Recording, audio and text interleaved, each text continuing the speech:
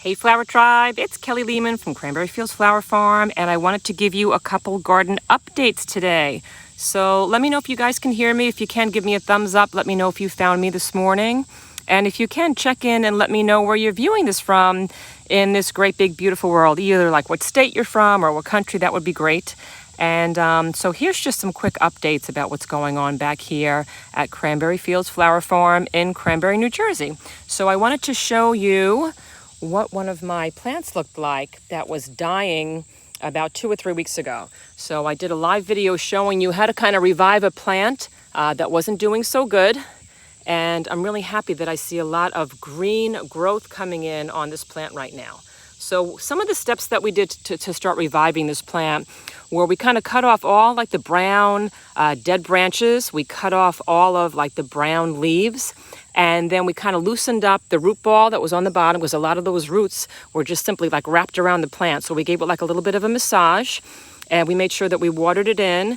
And then within a couple weeks, we started getting some beautiful green growth. So I'm really happy at the progress of this plant. So stay tuned because I'm going to wind up putting this plant in the ground this week. And it's actually a hydrangea. And we're going to see how it does, throughout the rest of this fall season.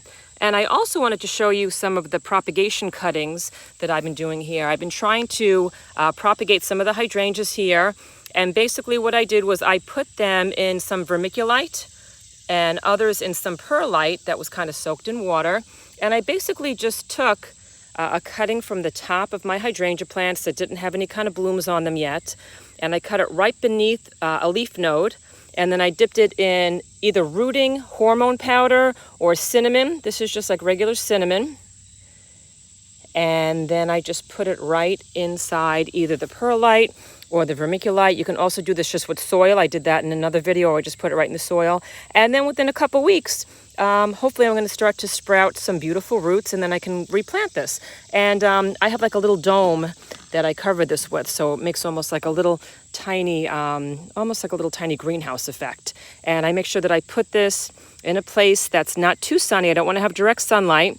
I put it in a place that has a little bit of shade, and then it kind of keeps it nice and warm, and then it starts to grow those roots. And I wanted to show you some of the roots that started sprouting from just some hydrangea stems that I put in water.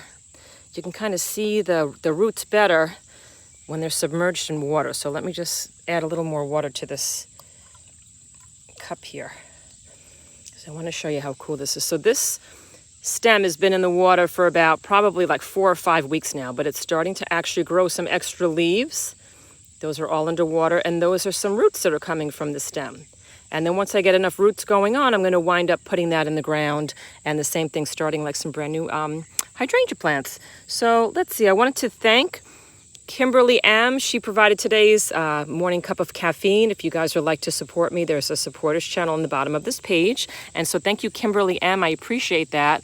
And I wanted to show you what the garden's looking like right now. So this is like August 26th. And the limelight hydrangeas are doing really great. These black-eyed Susans are really doing great. They're really flourishing. And we had a lot of rain here. Oh my gosh, Cranbury, New Jersey. I think we might have won like a prize for the most rain dumped in the shortest amount of time. I think this is correct info from that tropical storm Henry. We got like 8.9 inches dumped on our little town in just a matter of like 2 hours. So that was pretty crazy. So the garden took a beating, but it's coming back right now. But some of those limelight hydrangea blooms, you can tell they used to be standing all the way up like the two in the back, and now they're kind of drooped over. But hopefully, it won't make that big of a deal. I'm going to start cutting some of those back because those flower heads are like super, super heavy. And so we're going to start making some beautiful arrangements out of those. But guys, I love using black-eyed Susans in my garden beds because that helps me to not have to weed so much.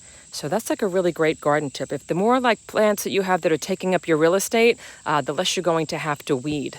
And then I wanted to answer some of your garden questions today too. So Agnes had asked me about her peony leaves, and her peony leaves, she sent me a picture. They weren't looking like this. Like these are what my peonies look like right now. So my leaves are pretty green. They're not too beat up, but there's other peonies that I have in other parts of like my flower field that look horrible. And they're beat up and they're very, very yellowy and brown. And Agnes sent me a picture of hers, and hers had a lot of brown spots.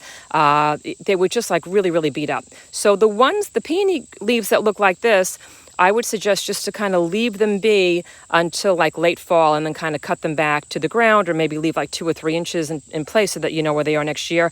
But if yours are really, really beat up, like some of my other ones and the ones that, Agnes had sent me a picture of, I would cut those back to the ground now, because chances are they might have like a fungal issue, and you don't want to have those fungal issues spreading to the rest of your garden. So make sure that when you cut back those leaves that you destroy them, you throw them out. Don't remulch them into your garden, because they might have a lot of like fungal like spores on them, and that will spread to the rest of your garden. So that's the tip for Agnes. Other people have asked me about what to do with their hydrangea leaves that look like this. They're kind of like spotty. They've got like, brown spots on them. And guys, a lot of times because of the hot temps that we have, and like I said, we had a boatload of rain, and then it seems to get cooler at night, sometimes those brown spots will start forming. And so I'm not going to worry too much about them right now, but if they start taking over the leaves, same thing, I'm going to start to destroy them. But for now, I'm just going to kind of leave them be. They didn't take over, too much of the plant. So right now, we're just going to kind of leave them be. That's kind of like, the progression this time of year. And so I'm sorry, but for some reason, YouTube, I couldn't put on a certain setting to make this go live at the time that I wanted. And so I'm basically going to repost this video for you guys to watch later. I'm sorry that I missed our 10:30 coffee date, but I could not get that public switch to work. So sorry about that, but hopefully you're watching this at a later date. If you are, let me know in comments below. Let me know that you guys were able to see it when I did the repost. But I also wanted to show you guys what some of my burlap wrap bouquets look like. And so this guy's going out the door today. And most of these flowers are the ones that we grew here in my cutting garden. And I want to show you the who's who. So this is like a dried out version of one of my endless summer hydrangeas. It's in a really beautiful stage right now. It's almost like paper-like. It feels like paper. And it's going to dry out in this stage. And then I've got some of my pro-cut orange sunflowers. And these are some roses that I actually kind of cheated. I bought them at like one of our markets. It's called the Geraldine Rose, but I love that. Sometimes I'll add some primo flowers into my cutting garden flowers. And I wanted you guys to know that flower course, I have 3 guides coming out in September, like towards the second week of September. And I'm going to teach you guys how to grow beautiful perennial flowers like I have in this secret garden.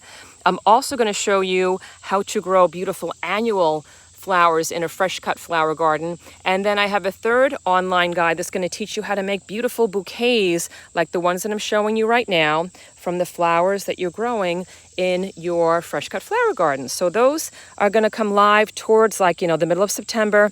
If you would like an early access link to those guides, you can grab that in descriptions below. And what that's going to do is it's going to put you on my mailing list, and we're going to let you guys take a look at the courses first. And if you decide to buy I call it Gardening 101, if you decide to buy all 3 courses, we're going to give you one of the courses for free. So each course is $9.95. One's about perennial flowers, one's about annual flowers, and the 3rd course is all about how to, create your own beautiful bouquets. And then if you decide to buy that gardening bundle and you get the early access and you're one of the first 100 people that get the Gardening 101 bundle, we're going to wind up giving you all 3 courses for the price of 2. So check that out if you're interested. I think it's going to make a great holiday gift for the gardeners in your life. And yeah, so that's what's going on back here today. I'm sorry that I couldn't talk to you guys. I wanted to take some questions today, but like I said, somehow that YouTube back switch wasn't working for me today. I don't know why. I got to go check that out. I have to go Google it. So I hope you guys are having a great day.